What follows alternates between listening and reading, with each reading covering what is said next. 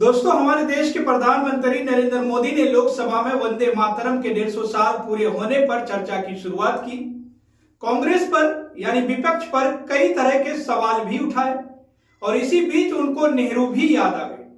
दोस्तों, प्रधानमंत्री नरेंद्र मोदी ने विपक्ष पर तंज कसने की तो खूब कोशिश की, लेकिन जब कांग्रेस सांसद प्रियंका गांधी बोलने के लिए आई, सदन में खड़ी हुई, तो सारे भारतीय जनता पार्टी के नेता चुपचाप होकर बैठ गए, क्योंकि प्रियंका गांधी ने उनसे बैटिंग ऐप और एप्स पर सवाल पूछ लिए।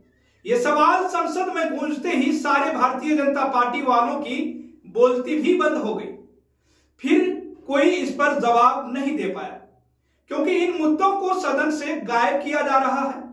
मीडिया पर से तो मुद्दे गायब है ही, क्योंकि ये भारतीय जनता पार्टी की हकीकत बताते हैं और दिखाते हैं कि कैसे छोटी छोटी बच्चियों का यौन शोषण करवाने वाला जेफरी एस्टीन के साथ भारतीय जनता पार्टी के नेताओं के नाम जोड़े जा रहे हैं।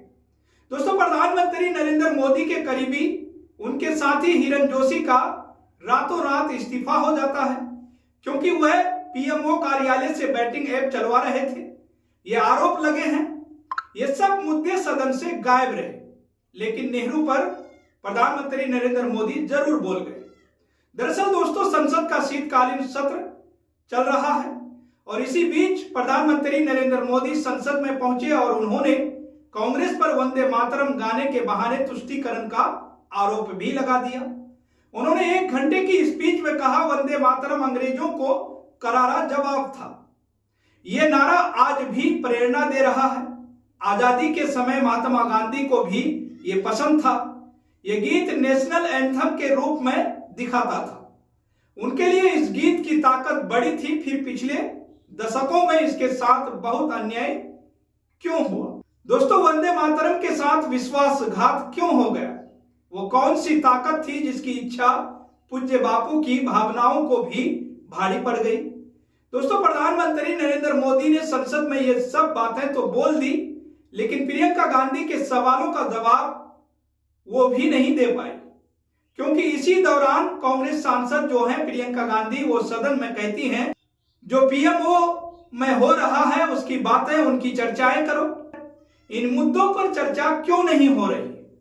क्यों चर्चा नहीं हो रही है कि प्रधानमंत्री नरेंद्र मोदी की सरकार में पेट्रोलियम एंड नेचुरल गैस मंत्री हरदीप सिंह पुरी का नाम एस्टीन सेक्स फाइल में जुड़ा हुआ है। दोस्तों, जेफरी एस्टीन और व्हाइट हाउस की वकील के बीच इस बातचीत में वर्तमान में भारतीय पेट्रोलियम मंत्री हरदीप पुरी का नाम आना बेहद खतरनाक है। भारत के लिए बहुत ही शर्मनाक की बात है।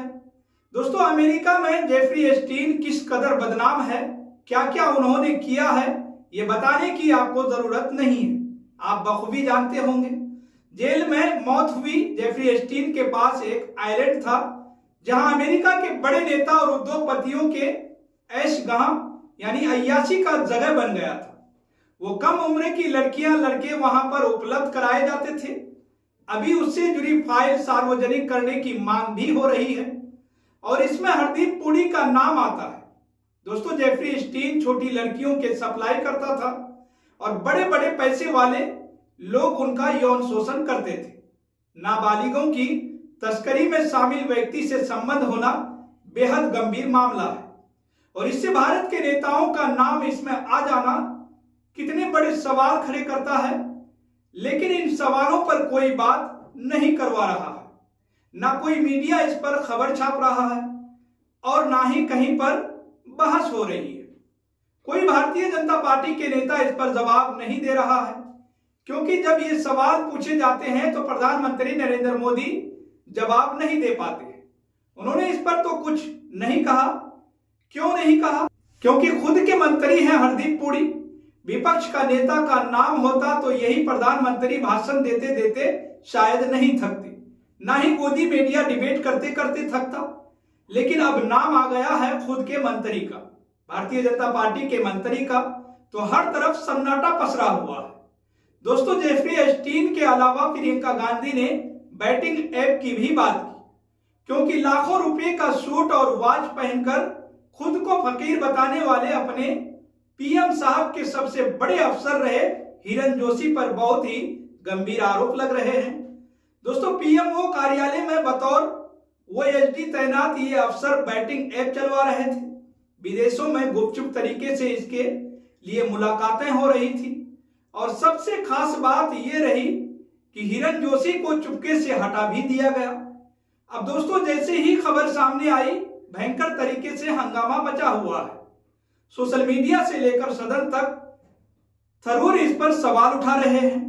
पीएम साहब की इमेज को चमकाने वाले हिरण जोशी पर बैटिंग ऐप चलवाने का आरोप था।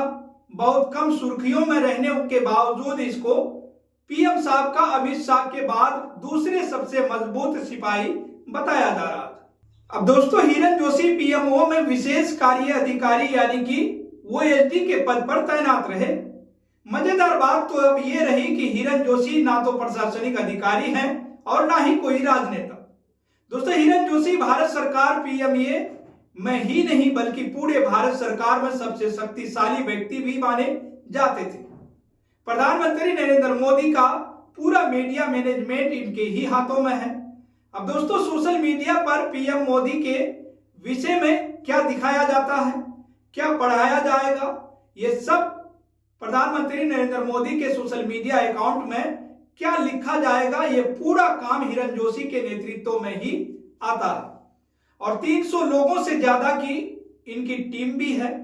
इस टीम को हिरण जोशी लीड किया करते थे, लेकिन अचानक उनको पीएमओ से बाहर कर दिया गया और हिरण जोशी के सारे काम अश्विनी विष्णा व नीरव नाम के पीएमओ में तैनात एक अधिकारी को सौंप दिए गए। अब दावा यह किया जा रहा है कि उनका निलंबन हुआ है। दोस्तों, कांग्रेस का आरोप यह है कि निलंबन के पीछे की वजह बैटिंग ऐप और कुछ विदेशी यात्राएं हैं। तो जरा सोचिए, पीएमओ से नरेंद्र मोदी के कार्यालय से बैटिंग ऐप चल जाते हैं, लेकिन इस पर बात नहीं होती। गोदी मीडिया इस पर बात नहीं करता। दोस्तों, प्रियंका गांधी ने लोकसभा में अपने भाषण में प्रधानमंत्री के किले को हिला देने वाला सट्टेबाजी ऐप घोटाले और जेफरी एस्टीन फाइलों में मोदी के मंत्रियों की संलिप्तता का मुद्दा उठाया है। क्या प्रधानमंत्री उनके सवालों का जवाब दे पाएंगे? जब उन्होंने ये मुद्दे उठाए तो भारतीय जनता पार्टी के सदस्य इतने क्यों घबरा गए? क्या जो प्रियंका गांधी कह रही है उस पर बात होगी? दोस्तों, या बस नेहरू के मुद्दे में उलझाकर जनता को भटका दिया जाएगा और ये काम गोदी मीडिया में बखूबी निभाएगा, क्योंकि जहां का दाना मिलेगा वहां का गाना तो गोदी मीडिया को गाना पड़ेगा और यही काम गोदी मीडिया कर रहा है। अब दोस्तों, मीडिया कुछ नहीं पूछेगा क्योंकि सवाल पूछने की हिम्मत इनमें खत्म हो चुकी है। तो खैर दोस्तों, आप लोगों को क्या लगता है इस पूरी वीडियो को लेकर? आप क्या सोचते हैं, आपकी क्या राय है? आप अपनी राय हमारे कमेंट सेक्शन में जरूर बताइएगा। और साथ ही दोस्तों, अगर आपने अभी तक केनी न्यूज को सब्सक्राइब नहीं किए हैं तो सब्सक्राइब जरूर कर लें और साथ ही बेल आइकन को दबाना न भूलें।